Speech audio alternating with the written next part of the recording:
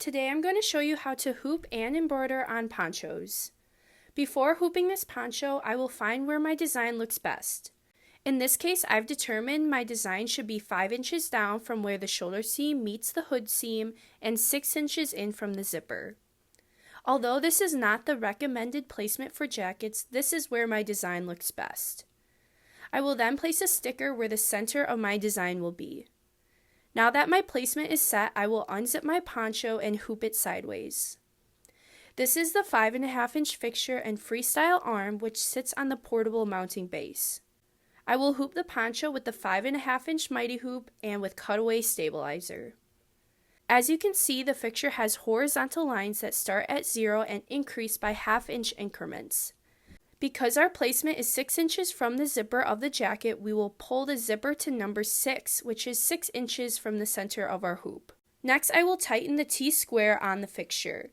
Because our placement is 5.5 inches down from the seams of the poncho, I will use the 5.5 inch mark on the T-square and line it up with the center line of the fixture.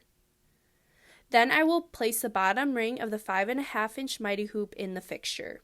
Opening the magnetic backing holder flaps, I will place in my cutaway stabilizer. Now I'm going to slide my poncho on the fixture, going zipper first. I will bring the neck seam to the number 0 on the T-square while making sure my zipper is horizontally in line with number 6 on the fixture. In this case, line 6 on the fixture falls in line with the T-square.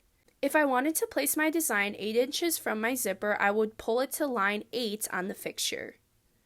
Having the placement predetermined means I do not have to measure and mark any additional ponchos. All I need to do is consistently pull the poncho neckline to number 0 on the T-square and the zipper to line 6 on the fixture. To finish hooping, I will place the top ring of the 5.5 inch mighty hoop and secure it to the fixture arms. Then I'll press down to hoop the garment. As you can see, the mark is in the center of the hoop. Now I'll place the hoop on my machine. Always double check that your brackets are secured on the arms of the machine and that the extra material of the garment is not in the way. The poncho is being hooped sideways, therefore I will need to rotate my design 90 degrees and trace before embroidering.